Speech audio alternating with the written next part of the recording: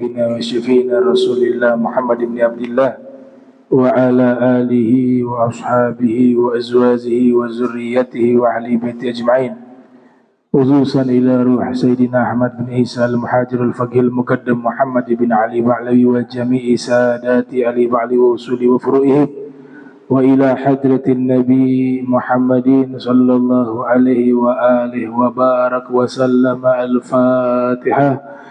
أعوذ بالله من الشيطان الرجيم. بسم الله الرحمن الرحيم. الحمد لله رب العالمين الرحمن الرحيم مالك يوم الدين. إياك نعبد وإياك نستعين. اهدنا الصراط المستقيم صراط الذين أنعمت عليهم غير المغضوب عليهم ولا الضالين. آمين. السلام عليكم ورحمة الله وبركاته. Alhamdulillah, alhamdulillahi rabbil alamin. Allahumma salli wa sallim ala sayyidina Muhammadin khatamin nabiyyin wa ala alihi wa sahbihi ajma'in. Amma ba'du. Subhanak la ilma lana illa ma 'allamtana innaka antal alimul hakim. Rabbi israh li sadri wa yassir li amri wahlul 'uqdatam min lisani yafqahu qawli wasadid lisani wa hadi qalbi bihaqqi sayyidina Muhammadin sallallahu alaihi wa alihi wa barak wa sallam. Ya man huwa fi uluwihi kain, ya man huwa fi fi'li hamid, ya man huwa fi majdihi matin. Allahumma akrimna bi nuril fahmi wa akhrijna min zulumatil wahmi warzuqna fahman nabiyyin wa hifdzal mursalin wa ilhama malaikatil muqarrabin. Rabbana zidna ilman wa fahma wa aqla ya akramal akramin bihaqqi sayyidina Muhammadin khatamil anbiya'i wal mursalin. Ya Rahman ya Rahim wa sallallahu ala sayyidina Muhammadin wa ala alihi wa sahbihi wa barak wa sallam walhamdulillahi rabbil alamin. Qala al-musannif rahimahullah wa radiyallahu ta'ala anhu wa ardah wa nafa'ana bihi wa bi ulumihi wa amaddana bi asrarihi wa a'adana min barakatihi fid darain. Radiyallahu ankum. Faslun an Abdullah bin Umar radhiyallahu anhuma annahu sami'a Rasulullah sallallahu alaihi wasallam yaqul innama baqa'ukum fima salafa qablakum minal umami kama baina salatil asr ila ghurubi syams. Utiya ahlu taurata fa'amilu hatta idza intasafa an-nahar ajazu fa'u'tu kiratan thumma utiya ahlul injil al-injila fa'amilu ila salatil asr thumma ajazu fa'u'tu kiratan thumma utina al-qur'ana fa'amilna ila ghurubi syams fa'u'tina qirataini. Faqal ahlul kitabaini ayyu rabbana a'taita haula'i qirataini wa a'taitana qiratan wa nahnu kunna akthar amalan. Qalallahu hal zalamtukum min ajrikum min syai'in qalu la. Qala fahuwa fadli utihi man asya'u. Alhamdulillah, puji syukur kehadirat Allah, salawat salam tercurahkan kepada junjungan mulia Nabi tercinta Sayyiduna Muhammad sallallahu alaihi wa alihi wa barak wasallam beserta segenap keluarga beliau, sahabatnya dan umatnya. Yang sama-sama kami muliakan Imam Masjid Al-Muhajirin Ami Allah Al-Bar mata'anallahu ta'ala bituli hayatihi wa umrih wa nafa'ana bihi wa bi'ulumihi fid darain. Amin ya rabbal alamin. Kepada para asatiza Al-Ustadz Hasan, Al-Ustadz Ismail, Bapak Zainuddin dan semua yang hadir di malam yang mulia ini.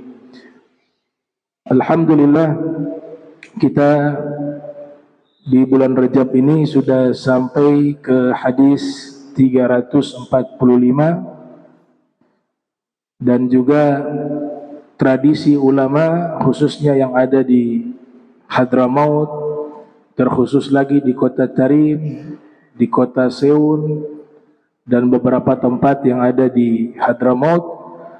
Mereka punya kebiasaan sejak dahulu, setiap bulan Rajab mengkhatamkan Sahih Al-Bukhari. Nah, itu setiap bulan Rajab.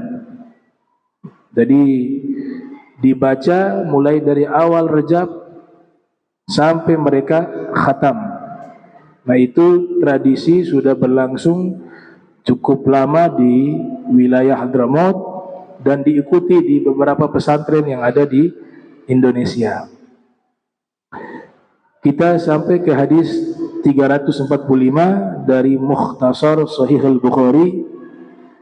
Hadisnya cukup panjang, yang dimana hadis ini dari Abdullah bin Umar, putra dari Sayyidina Umar bin Khattab.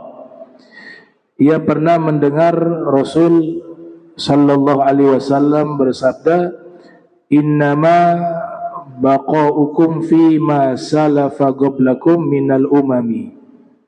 Sesungguhnya eksistensi kalian dibandingkan dengan umat-umat sebelum kalian, atau keberadaan kalian dengan umat-umat sebelum kalian, kama baina salatil asri ila ghurubi syams, bagaikan antara solat asar ke solat maghrib, tenggelamnya matahari.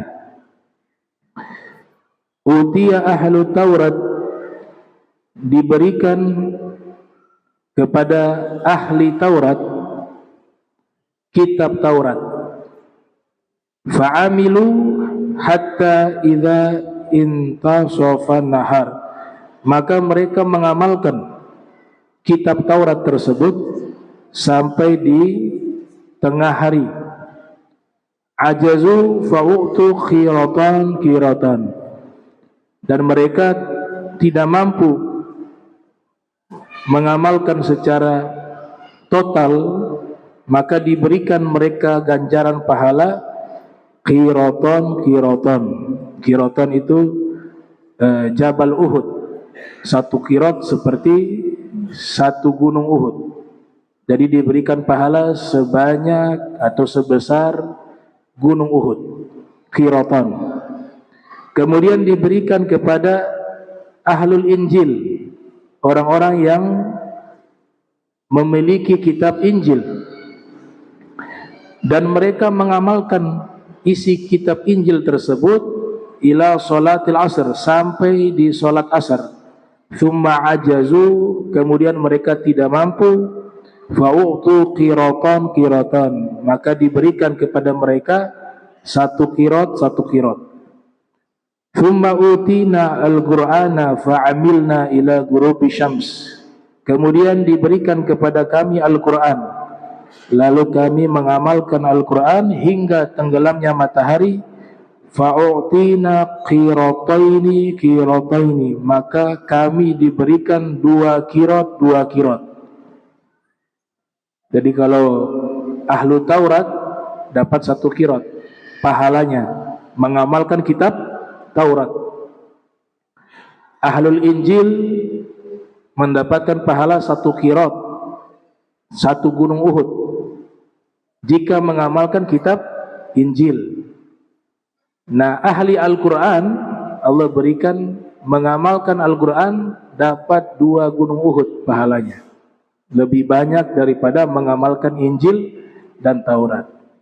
Nanti kita jelaskan Injil dan Taurat dan Zabur, ya. Kitab yang wajib kita hafalkan 4: Zabur, Taurat, Zabur, Injil, Al-Quran. Itu wahyu dari Allah Ta'ala. Kemudian di hari kiamat nanti, faqala ahlul kitabaini, dua ahli kitab tersebut, yaitu Taurat dan Injil, mereka mengatakan, ay Rabbana a'taita haula'i qirataini, wahai pencipta kami Allah Subhanahu wa ta'ala, kau berikan kepada mereka ini, maksudnya umat Islam, ahlul Quran. Kau berikan kepada mereka ini 2 qirat. Wa ataitana qiratan, tapi kau berikan kepada kami pahalanya 1 qirat. Wa nahnu kunna aktsara amala, padahal kami amalannya lebih banyak menurut ahli kitab Taurat dan Injil. Qala Allah, kemudian Allah Ta'ala berfirman, hal zalamtukum min ajrikum min syai'in, apakah saya menzolimi kalian dengan mengurangi pahala kalian? Artinya mereka melakukan itu ada pahala, Allah tidak kurangi sesuai dengan apa yang mereka amalkan. Qalu la, maka ahli kitab mengatakan tidak. Qala fahuwa fadli utihi man asya'u, maka itu adalah karuniaku, fadli, yang aku berikan kepada siapapun yang aku kehendaki. Ini hadis ini juga menunjukkan keistimewaan umat Nabi Muhammad sallallahu alaihi wasallam dibanding umat-umat terdahulu. Karena kita disebut sebagai khairu ummah, sebaik-baiknya umat. Kuntum khaira ummah ukhrijat linnas, kalian adalah sebaik-baiknya umat yang dimunculkan untuk manusia. Hadis ini juga memiliki makna Allah Ta'ala tidak bisa diatur.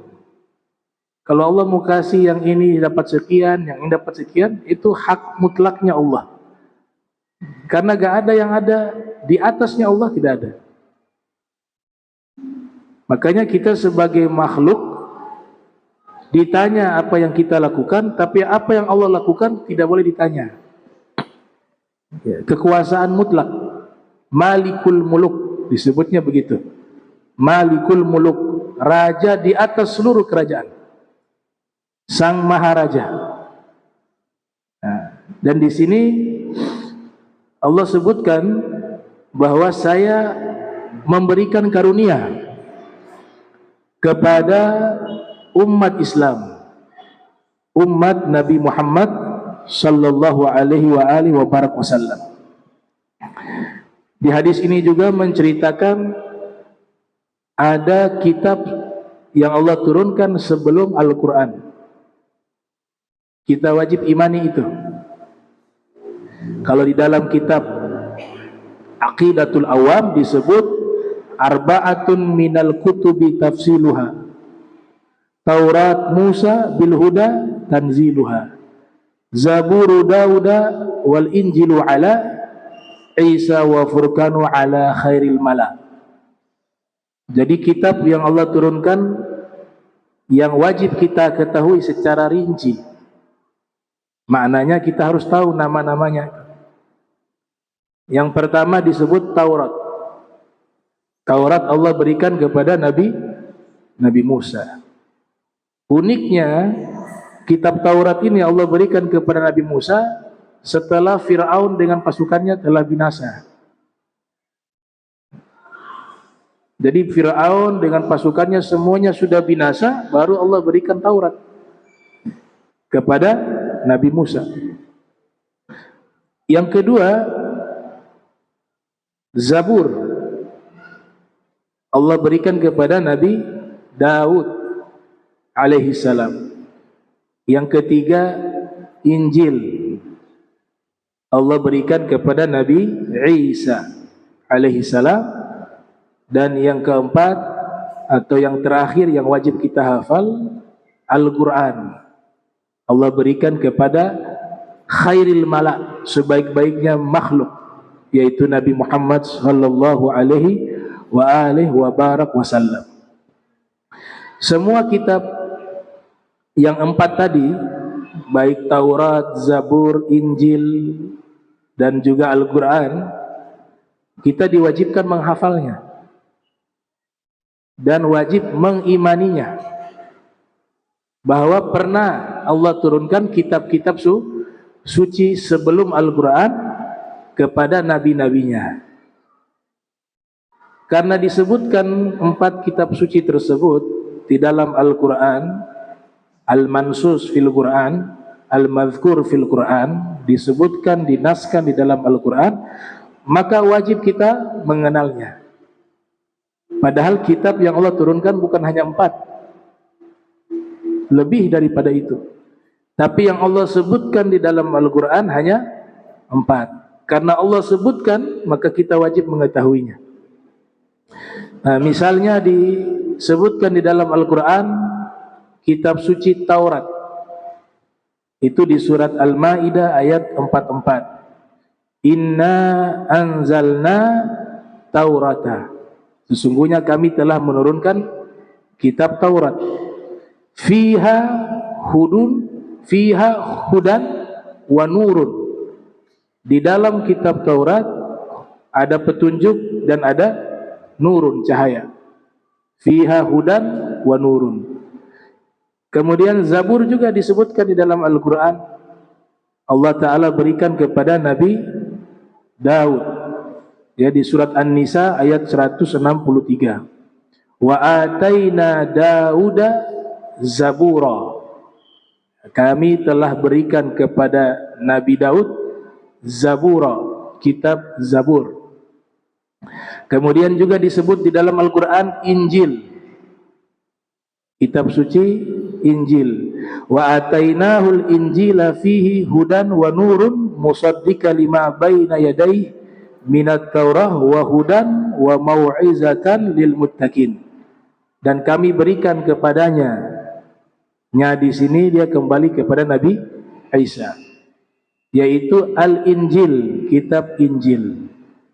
Fihi, di dalamnya, hudan, ada petunjuk, wa nurun, ada cahaya, wa musaddiqa lima baina yadayhi minat Taurat, dan membenarkan daripada seluruh isi kitab Taurat. Wa hudan, dan petunjuk, wa mau'izatan lil muttaqin, dan juga sebagai nasihat kepada orang-orang yang bertakwa. Kemudian yang disebut kitab suci yang keempat Al-Quran. Syahrul Ramadan alladhi unzila fihil Quran hudan linnas wa bainatin minal huda wal furqan. Di bulan suci Ramadan diturunkan di dalamnya Al-Quran. Selain daripada itu Allah tidak sebutkan kitab-kitab suci. Selain dari 4 tersebut tidak Allah sebutkan di dalam Al-Quran. Namun yang disebut kitab suci yang masih terjaga sampai saat ini adalah Al-Quran. Adapun Taurat, adapun Zabur, adapun Injil, itu sudah tidak asli lagi. Karena Allah Ta'ala nyatakan di dalam Al-Quran bahwa yang terjaga itu kitab suci Al-Quran. Selain daripada Al-Quran, keasliannya itu masih diragukan, karena sudah banyak dirubah-rubah oleh oknum-oknum para raja setelah wafatnya Nabi Isa. Nah, makanya di dalam Al-Quran Allah Subhanahu wa Ta'ala berfirman, nahnu nazzalna adz-dzikra wa inna lahu lahafizun. Kami turunkan Al-Quran, adz-dzikra, dan kami pula yang menjaganya, lahafizun. Di sini ada riwayat yang dimana dinyatakan oleh Ibnu Abbas radhiyallahu anhuma ketika memahami firman Allah Ta'ala di surat Ali Imran ayat 78, wa yaquluna 'ala Allahil kadhiba wa hum ya'lamun. Mereka berkata atas nama Allah, artinya menyebut kitab suci Taurat, Injil, mereka mengatakan itu atas nama Allah. Ternyata al-kadhiba isinya adalah kedustaan. Jadi yang menyatakan kitab suci Taurat, Injil, Zabur isinya dipenuhi dengan kedustaan bukan sejarawan yang mengatakan, bukan ulama yang mengatakan, bukan ahli tafsir yang mengatakan itu. Bukan ahli hadis yang mengatakan itu, tapi yang menyatakan kitab-kitab suci selain Al-Quran itu sudah dirubah dan isinya itu dipenuhi dengan kedustaan. Itu adalah firman-Nya Allah Subhanahu wa taala. Nah, sehingga dari sini kita harus yakini bahwa kitab suci yang masih asli sampai saat ini hanya Al-Quranul Karim. Nah, Ibnu Abbas mengatakan dalam riwayat Imam An-Nasai yang lahir tahun 215 Hijriah, wafat 303 Hijriah, kanat muluk ba'da Isa ibni Maryam alaihi salatu wassalam badalu Taurata wal Injila. Hadis riwayat Imam An-Nasai, Ibnu Abbas mengatakan kanat muluk, dulu banyak para raja setelah wafatnya Isa. Nah, mereka itulah badalu yang merubah-rubah isi kitab Taurat dan Injil. Nah, ini pernyataan dari Abdullah ibn Abbas. Jadi sudah dirubah. Aslinya tersisa sedikit. Ya. Tapi kebanyakan sudah didistorsi, sudah dirubah, sudah ditahrif. Dan beberapa ayat menyebutkan demikian, yuharrifuna kalimallah, mereka merubah-rubah firman-Nya Allah fi mawadhihi, di beberapa tempat. Artinya apa? Masih ada yang asli, masih ada, tapi yang lebih banyak yang dirubah. Nah, kita orang Islam ini wilayah keyakinan, ya. Jadi harus dipisahkan masalah keyakinan, masalah interaksi sosial. Kalau bab muamalah, kita diwajibkan berbuat baik. Haram mengganggu, menyakiti. Jangankan manusia, hewan saja haram. Tapi ketika berbicara masalah keyakinan, maka kita harus sampaikan sesuai dengan apa yang dinyatakan oleh firman Allah Subhanahu wa taala. Sesuai apa yang dinyatakan oleh baginda Nabi Muhammad sallallahu alaihi wasallam, bukan unsur kebencian, ya. Keyakinan. Keyakinan kita punya pegangan. Kita punya prinsip dalam masalah itu. Nah, kalau ada seorang muslim dia mengatakan, oh, kitab Injil itu yang ada sekarang masih asli semuanya, maka ini akan merusak keimanannya. Atau dia mengatakan kitab Taurat itu yang ada masih asli, merusak keimanannya. Kenapa bisa rusak keimanannya? Karena pernyataannya itu bertentangan dengan firman. Firman sudah menyatakan bahwa dirubah kitab-kitab yang selain Al-Quran, kitab suci selain Al-Quran, sudah yuharrifuna. Yuharrifuna mananya apa? Dirubah-rubah. Bahasa Al-Qur'annya menggunakan redaksi kata itu, yuharrifuna, mereka merubah-rubah. Kemudian kata gantinya bukan satu orang, mereka. Jadi yang rubah itu bukan satu orang, tapi dari beberapa generasi secara berkelompok mereka merubah itu. Tapi kalau Al-Quran, Allah berikan mukjizat, kalau ada oknum yang merubah masih bisa terjaga. Sebab apa? Banyak penghafal Al-Quran. Bahkan saking hebatnya Al-Quran, yang hafal tidak tahu arti, dia bisa hafal. Padahal dia tidak paham artinya. Itu mukjizat. Bahkan orang-orang awam ketika membaca Al-Quran, jika ada yang keliru, dia memiliki respon, ini kayaknya salah. Nah, sehingga Al-Quran itu tidak bisa dirubah. Yang hafal Al-Quran jutaan, dari setiap jilan ba'da jil, dari generasi ke generasi muncul para penghafal Al-Quran di seluruh dunia ini.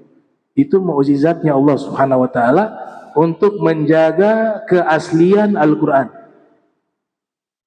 Dulu Al-Quran pertama kali dicetak dalam bentuk buku, kitab, bukan di negara Islam. Al-Quran pertama kali cetak itu di Jerman. Karena mesin percetakan yang ada waktu itu hanya di situ. Ada juga di Italia. Maka dibuatlah percetakan Al-Quran pertama. Ternyata ada oknum yang merubah-rubah, dibiayai oleh negara-negara Islam.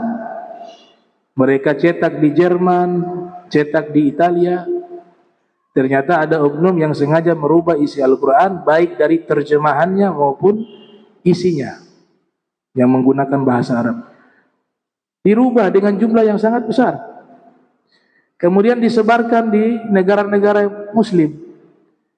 Semuanya dikoreksi. Sampai titik-titiknya mereka tahu, ini ditambah. Dari situ orang-orang yang ada di barat, di Jerman, di Italia, mereka mulai muncul keyakinan bahwa ini benar kitab suci yang benar-benar dijamin keasliannya. Nah, setelah itu muncul percetakan di negara Islam, di Mesir. Maka mereka mencetak Al-Quran di Mesir, sudah tidak lagi di Jerman ataupun di Italia. Karena waktu itu yang ada mesin percetakan hanya ada di situ. Nah, itu sejarah yang tertulis percetakan pertama Al-Quranul Karim. Kemudian Al-Quran ini diberikan keistimewaan lainnya adalah kita membacanya itu satu hurufnya dihitung pahala. Dan Al-Quran ini disebut oleh para ulama kalamullah al-munazzal ala qalbi Sayyidina Muhammad biwasitati Jibril al-manqul bitawatturi at-ta'abbud bitilawati al-mabdu bi suratil Fatihati al-makhtum bi suratin Nas atau bi surati An-Nas. Jadi Al-Quran itu menurut para ulama ulumul Quran adalah firman Allah, kalamullah yang diturunkan ke dalam hati Nabi Muhammad. Ini kalimat ke dalam hati Nabi Muhammad, artinya Rasulullah itu tidak perlu menghafal. Kalau selain Nabi Muhammad, mereka ada yang disebut proses tahaffuz wa takrir, proses menghafal dan mengulang hafalan. Kalau Nabi Muhammad tidak, langsung Allah masukkan ke dalam jiwanya, ke dalam hatinya. Jadi tidak ada yang luput, yang lupa tidak ada. Dan Nabi Muhammad tidak perlu mengulang-ulang hafalan. Biasanya kalau kita masuk pesantren menghafal Al-Quran, ya, itu kita ngulangnya lebih lama dari menghafalnya. Kalau hafalnya misalnya 2 tahun, ngulangnya 3 tahun. Atau hafalnya 3 tahun, ngulangnya 4 tahun. Pokoknya mengulangnya lebih lama dibanding menghafalnya. Karena menjaga hafalan itu jauh lebih sulit daripada menghafal. Nah, kami berbicara demikian karena kami merasakan itu. Salah satu guru kami ketika kami menghafal Al-Quran, saya waktu itu sampai 25 juz ketika menghafal Al-Quran. Kemudian kita menghafal hadis 1700 hadis waktu itu. Nah, di saat mau menggenapkan Al-Quran 30 juz, salah satu guru saya melarang, jangan hafal Al-Quran 30 juz. Bingung, bukankah bagus menghafal Al-Quran? Tapi ini dilarang. Kalau menghafal Al-Quran 30 juz, nanti ke depan kamu tidak bisa mengajar kepada umat. Karena menjaga hafalan Al-Quran, bagi penghafal Al-Quran hukumnya berbeda dengan orang yang tidak menghafal Al-Quran. Bahkan dikatakan kalau dia lupa, dia kena dosa.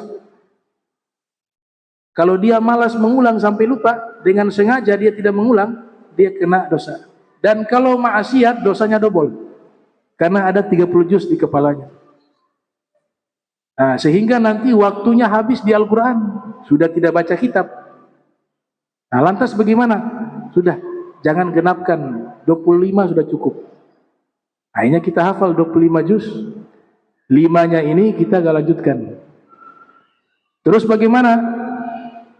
antum hafal yang lain hadis. Nah, dari situlah kami mulai hafal hadis. Alhamdulillah sampai 1.500 sampai 700 hadis. Ya, dihafal. Bukan saya berbicara untuk membanggakan diri, tidak. Tapi kan banyak thalabul ilm di sini. Ya, sehingga kadang-kadang dikasih 300 dibilang berat. Ya. Padahal 300 itu belum apa-apa. 1.700.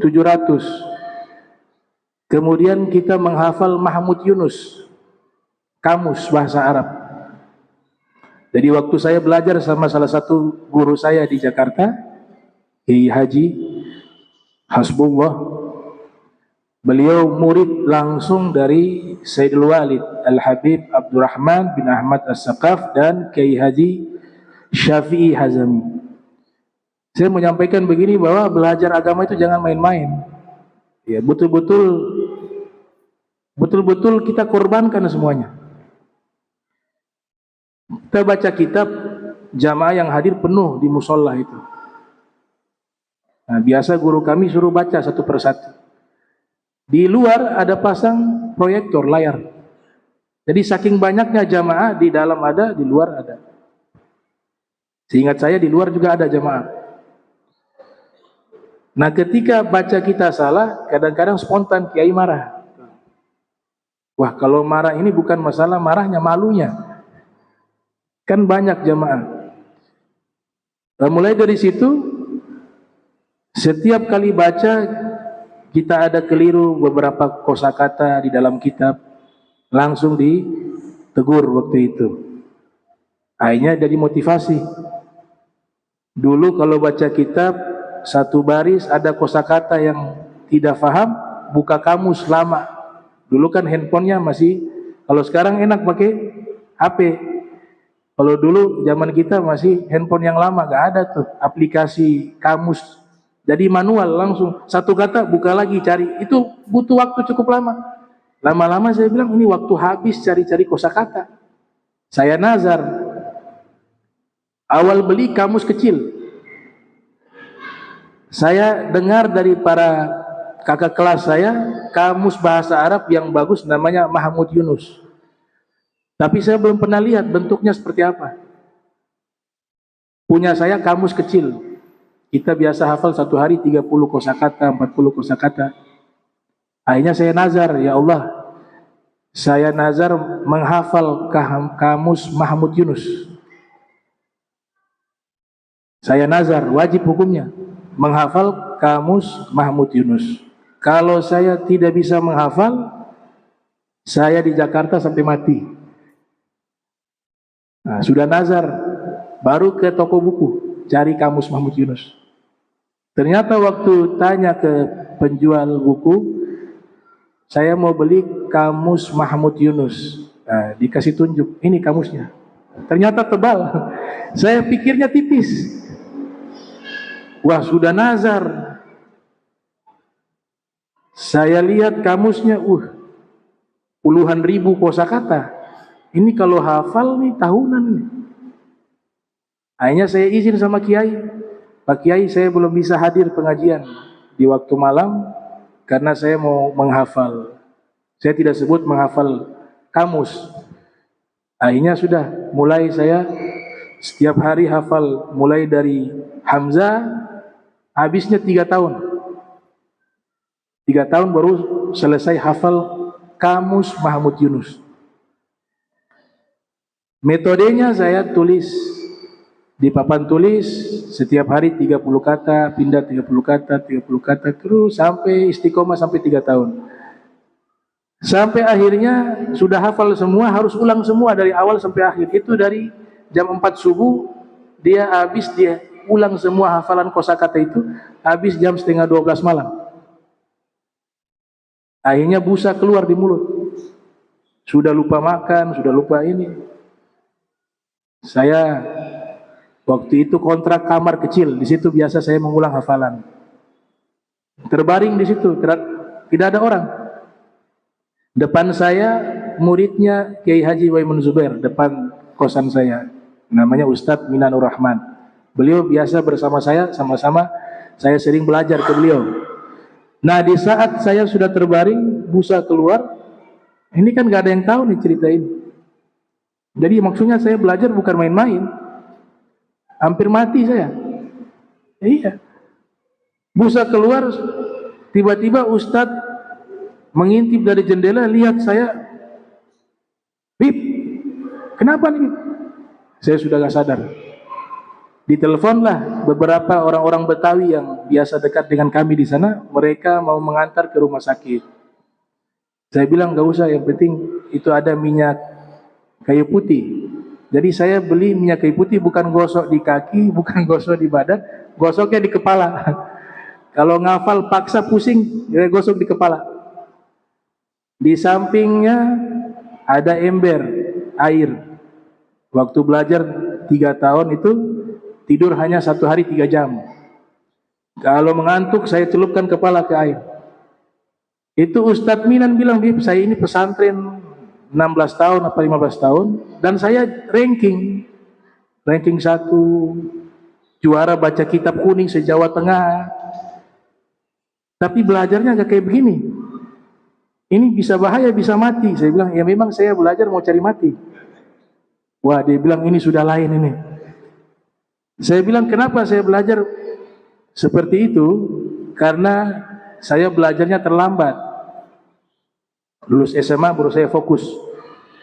Tapi dapat barokah al-herat sebelumnya. Sekolah SD, siang al-herat. Barokahnya dapat banyak di al-herat. Tapi fokusnya untuk mendalami ilmu setelah lulus SMA. Itu. Kalau Ustadz belajarnya santai karena mulai dari SD. Kalau saya santai kayak Ustadz, dari SD, Ustadz belajar santai, kemudian saya lulus SMA belajar santai, maka pasti ilmu itu saya tidak dapat. Nah, sampai 3 tahun, akhirnya hafal Mahmud Yunus, saya kembali ke Kiai, mulai baca kitab. Baca kitab, alhamdulillah saat itu, Kiai memiliki beberapa anak disuruh belajar ke saya. Untuk membaca kitab kuning. Nah itu tadi saya sebutkan, ini yang beri semangat semacam ini. Di atas kami banyak ulama-ulama yang lebih susah. Kita hafal baru 1000 misalnya, ada ulama hafal 100.000 hadis. Antum bayangkan kalau beliau ulang itu bagaimana. Ada yang hafalnya 300.000 hadis. Ini yang 1000 saja hampir mati. Bagaimana yang 500.000 hadis dan bagaimana yang 1 juta hadis? Imam Ahmad bin Hanbal 1 juta hadis beliau hafal.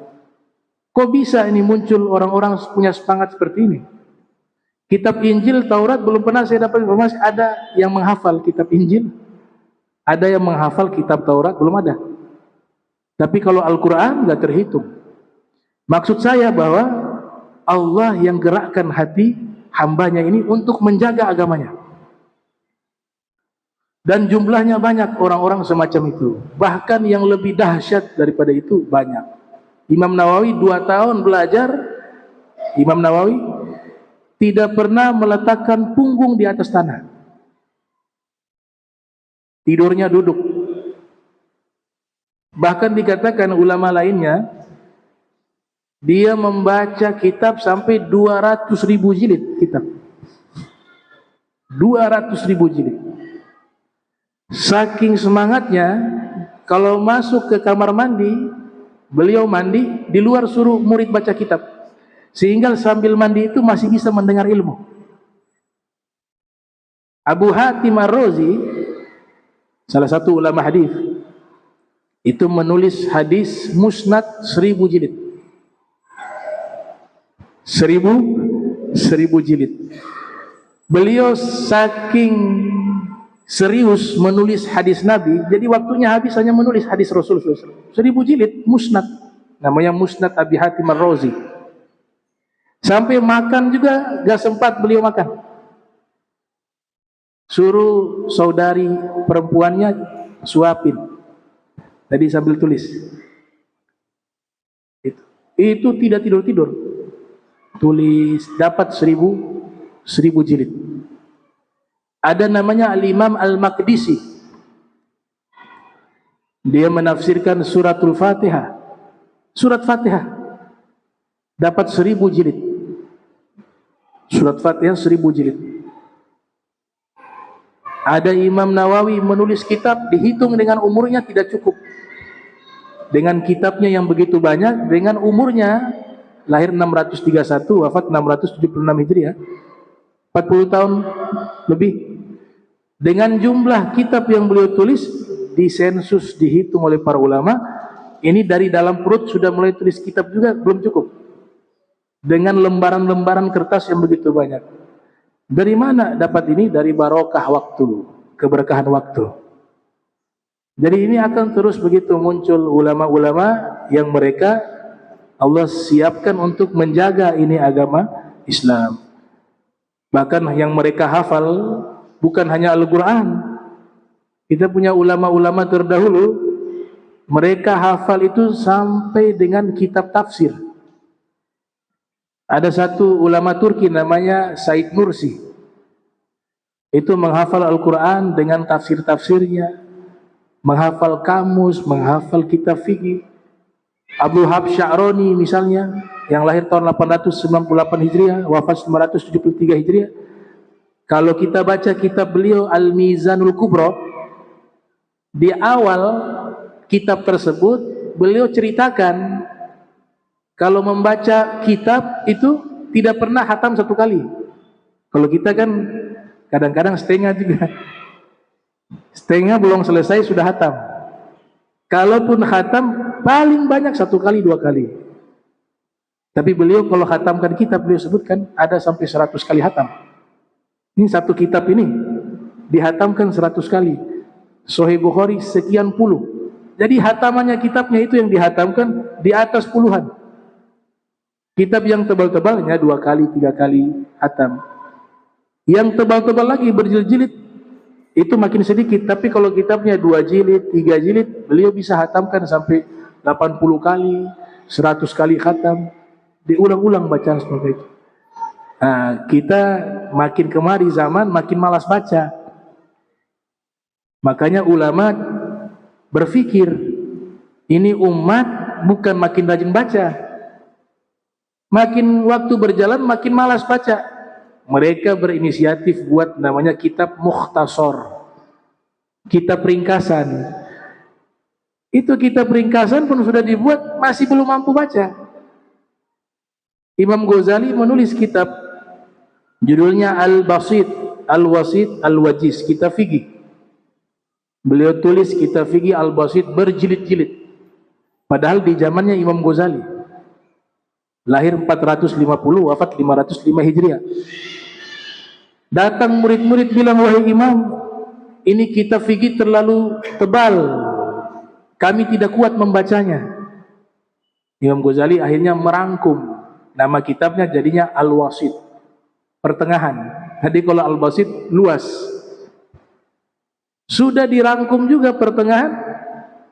Sebagian murid-muridnya mengatakan, wahai Imam, ini masih terlalu tebal, terlalu banyak, kami belum mampu. Dirangkum lagi, nama kitabnya Al-Wajiz. Ketika sudah jadi ringkasan Al-Wajiz, maka di saat itu mereka sudah bisa untuk membacanya. Dan tujuannya lil hifiz. Tujuan kitab ringkasan itu untuk dihafal. Tapi kalau kita ikut ulama dulu gak mampu. Itu. Kebanyakan kita yang hidup zaman sekarang, mau dia ustadz, mau dia habib, kalau punya kitab berjilid-jilid, itu pajangan saja. Belum tentu baca semua tuh. Ada kitab ini 19 jilid, 18 jilid. Karena umur kita gak cukup. 18 jilid, 19 jilid. Rata-rata pajangan. Memang ada yang baca semua. Ada yang baca semua. Di antaranya Said Abdullah Al-Ghomari. Semua kitab yang ada yang beliau koleksi sampai isinya di dalam gudang. Saking banyaknya di rumah penuh dengan kitab, sampai di dalam gudang juga ada kitab. Habib Salim Asy-Syatiri juga begitu. Ada yang bertanya dengan melihat kitab yang begitu banyak, wahai Al-Habib, ini kitab sudah pernah baca semua? Kata Habib Salim dan Said Abdullah Al-Ghomari, kamu punya pertanyaannya keliru. Harusnya kau tanya, apa ini kitab semua sudah dihafal atau belum? Bukan dibaca. Nah, begitu mujahadanya daripada ulama-ulama kita, ulama ahli sunnah wal jamaah, di dalam mereka menuntut ilmu. Saking hebatnya juga Al-Habib Muhammad Al-Haddad, guru daripada Al-Habib Umar bin Muhammad bin Salim bin Hafiz, belajar di Ribat Tarim. Di sana waktu belajar bawa kasur masing-masing. Mulai awal belajar sampai lulus, mungkin 4 sampai 6 tahun, kasurnya itu belum dibuka talinya. Nanti sudah lulus baru dibuka. Itu santri dulu begitu. Santri sekarang kasurnya sampai rusak. Kebanyakan tidur. Bagaimana mau sama? Jadi tidak main-main ini belajar. Yang makin susah belajarnya, makin berkah ilmunya. Ya. Makin prihatin belajarnya, makin berkah ilmunya. Syekh Abdul Qadir Jilani dikisahkan, itu belajar beberapa hari tidak makan. Sampai datang di satu masjid, dia lihat orang habis sholat makan. Dalam hatinya mendorong dia, saya ke sana minta saja. Tapi punya tekad, gak boleh minta-minta kepada manusia. Sudah, saya tahan rasa lapar saya. Sampai akhirnya beliau mau pingsan. Beliau mengatakan, itu kalau kasih waktu beberapa hari lagi saya meninggal. Dalam keadaan sudah terkapar, datang ada orang masuk tanya, kenal gak sama anak yang namanya Abdul Qadir? Padahal ini beliau. Dia bilang, kenal, saya kenal. Ini, kamu muka pucat. Kata orang tersebut, mari makan sama-sama. Alhamdulillah. Dia bilang, kalau diajak makan saya terima, kalau minta tidak. Alhamdulillah, makan sama-sama. Ternyata sambil berbincang dengan orang tersebut, dia mengatakan, saya ini dari tempat namanya Jailan, tempat kampungnya Syekh Abdul Qadir Jailani. Ibunya Abdul Qadir, dia tidak tahu di depannya Abdul Qadir. Nitip uang ke saya. Ini saya datang kemari mau kasih kepada Abdul Qadir. Tapi nanti saya mau minta maaf ke Abdul Qadir sambil makan. Karena beberapa dinar dan dirham saya gunakan di tengah jalan. Karena saya kehabisan bekal. Jadi sisanya hanya sedikit nih. Dan ini saya beli makanan, itu hanya uangnya sisa sedikit. Ini akhlaknya Syekh Abdul Qadir Jailani. Dia tidak mengatakan, saya Abdul Qadir. Kalau dia katakan itu, makan tidak enak. Kata beliau, paman kita tuntaskan dulu makannya. Nanti saya akan sampaikan. Baik, habis makan, selesai makan, baru dia katakan, baik paman, saya Abdul Qadir.